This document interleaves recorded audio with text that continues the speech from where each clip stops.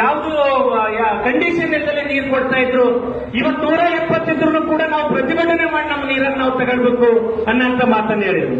ಇವತ್ತು ಅಪ್ಪರ್ ಭದ್ರಾ ಅನ್ನೋಂತ ಒಂದೇ ಒಂದು ವಿಚಾರಕ್ಕೆ ಅದು ಒಂದು ಭೂತ ಮಾಡಿಕೊಂಡು ಅವ್ರಿಗೆ ಯಾವತ್ತಾದನ್ನ ಸಂಕಷ್ಟದ ಪರಿಸ್ಥಿತಿನಲ್ಲಿ ನೀರು ಕೊಡಬೇಕು ಅನ್ನೋಂತ ಕಾರಣಕ್ಕೆ ಇವತ್ತು ನಮ್ಮನ್ನ 170 ಅಡಿ ನೀರಿದ್ರು ಕೂಡ ನಮ್ಮ ಮಳೆಗಾಲದ ಬೆಳೆಗಳಿಗೆ ನಮ್ಮ ಹಕ್ಕನ್ನ ನಮಗೆ ಕೊಡೋದಕ್ಕೆ ಅಧಿಕಾರಿಗಳು ರಾಜಕಾರಣಿಗಳು ಇವತ್ತು ಮೀನಾಮೇಷ ಮಾಡ್ತಾರೆ. ನೀವೇನು ಇವತ್ತು ರೈತರು ಇವತ್ತು ಬಹಳಷ್ಟು ವಯಸ್ಸಾಗೈತಿ ಹಿರಿಯರು ಇವ್ರು ಯಾರು ಒಳ್ಳೇದಕ್ಕೆ ಇವತ್ತು ಮೀಟಿಂಗ್ ಕರೆದಿಲ್ಲ. ನಮ್ಮೆಲ್ಲರ ಒಂದು ಹಿತಕ್ಕೆ, ನಮ್ಮೆಲ್ಲರ ಆರ್ಥಿಕ ಸಬಲೀಕರಣಕ್ಕೆ, ನಮ್ಮೆಲ್ಲರ ಕುಟುಂಬದ ಒಂದು ಜೋಪಾನಕ್ಕೋಸ್ಕರ ಇವತ್ತು ಹಿರಿಯರು ಹೋರಾಟ ಮಾಡ್ತಾ ಇದ್ದಾರೆ.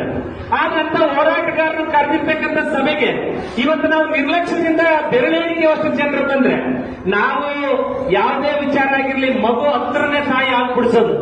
ನಾವು ಇವತ್ತು ಇಷ್ಟಕ್ಕಂತ ನಿರ್ಲಕ್ಷ್ಯ ಮಾಡಿ ಹಿರಿಯರು ಕರೆದಾಗ ನಾವು ಈ ಸಭೆಗಳಿಗೆ ಬರದೆ ಯಾರೋ ಹೋರಾಟ ಮಾಡ್ತಾರೆ, ಯಾರೋ ನೀರು ತರ್ತಾರೆ, ನಾನು ನೀರು ಕಟ್ಟಬೇಕು ಅಂತಕ್ಕಂಥ ಮನಸ್ಥಿತಿ ಏನಾದ್ರು ನಮ್ಮ ರೈತರು ಇದೇ ರೀತಿಯಾಗಿ ತಾಳಿದ್ರೆ ಖಂಡಿತ ನೀರು ಬಿಡಲ್ಲ. ನಿಮಗೆ ಗೊತ್ತಿಲ್ಲ, ಬೇರೆ ಬೇರೆ ರಾಜಕೀಯ ಷಡ್ಯಂತ್ರದಿಂದ ನಮ್ಮ ರಾಜಕಾರಣಿಗಳಿಗಿಂತಲೂ ನಮ್ಮ ಅಕ್ಕಪಕ್ಕದ ಜಿಲ್ಲೆ ರಾಜಕಾರಣಿಗಳು ಬಹಳಷ್ಟು ಪ್ರಭಾವಶಾಲಿ ಇದ್ದಾರೆ. ನಮ್ಮ ನೀರನ್ನ ಕಿತ್ಕೊಂಡು ನಿಮ್ಗೆ ಯಾರಿಗೆ ಗೊತ್ತಿಲ್ಲದಂಗೆ ರಾತ್ರೋರಾತ್ರಿ ಒಯ್ಯೋದಿಕ್ಕೂ ಕೂಡ ಅಷ್ಟೊಂದು ಶಕ್ತಿಶಾಲಿ ಇದ್ದಾರೆ. ಈಗ ಒಂದು ವಾರಗಳ ಹಿಂದೆ ಅಪ್ಪರ್ ಭದ್ರಾದೊಳಗೆ ಸುಮಾರು 2-3 ದಿವಸಗಳ ಕಾಲ ರಾತ್ರಿ ನೀರು ಬಿಟ್ಟಿದ್ದಾರೆ. ಯಾಕೆ ಅಂತ ಪ್ರಶ್ನೆ ಮಾಡಿದ ಸಂದರ್ಭದಲ್ಲಿ ಇಲ್ಲ ನಾವೊಂದು ಟ್ರಯಲ್ ಮಾಡಿ ಯಾವುದು ಕಂಡೀಷನ್ ಇಲ್ಲದೆ ನೀರು ಕೊಡ್ತಾ ಇದ್ರು. ಇವತ್ತು 170 ಇದ್ರು ಕೂಡ ನಾವು ಪ್ರತಿಭಟನೆ ಮಾಡಿ ನಮ್ಮ ನೀರನ್ನು ನಾವು ತಗೊಳ್ಬೇಕು ಅನ್ನೋಂತ ಮಾತನ್ನು ಹೇಳಿದ್ರು.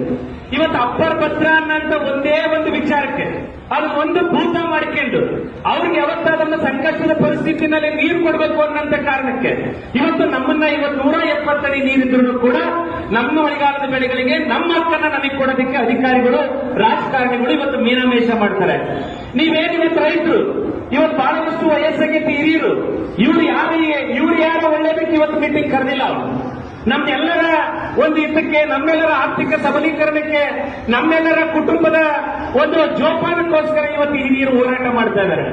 ಆದಂತ ಹೋರಾಟಗಾರರು ಕರೆದಿರ್ತಕ್ಕಂಥ ಸಭೆಗೆ ಇವತ್ತು ನಾವು ನಿರ್ಲಕ್ಷ್ಯದಿಂದ ಬೆರಳೆಣಿಕೆ ಅಷ್ಟು ಜನರು ಬಂದ್ರೆ ನಾವು ಯಾವುದೇ ವಿಚಾರ ಆಗಿರ್ಲಿ ಮಗು ಹತ್ರನೇ ತಾಯಿ ಆಗ್ಬಿಡ್ಸೋದು.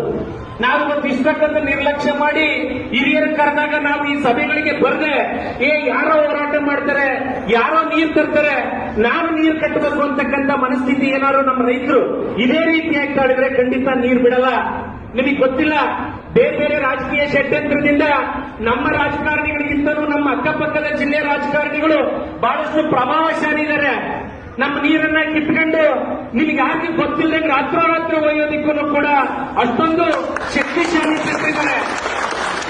ಈಗ ಒಂದು ವಾರಗಳ ಹಿಂದೆ ಅಪ್ಪರ್ ಭದ್ರಾದೊಳಗೆ ಸುಮಾರು 2-3 ದಿವಸಗಳ ಕಾಲ ರಾತ್ರಿ ನೀರು ಬಿಟ್ಟಿದ್ದಾರೆ. ಯಾಕೆ ಅಂತ ಪ್ರಶ್ನೆ ಮಾಡಿದ ಸಂದರ್ಭದಲ್ಲಿ ಇಲ್ಲ ನಾವೊಂದು ಟ್ರಯಲ್ ಮಾಡಿ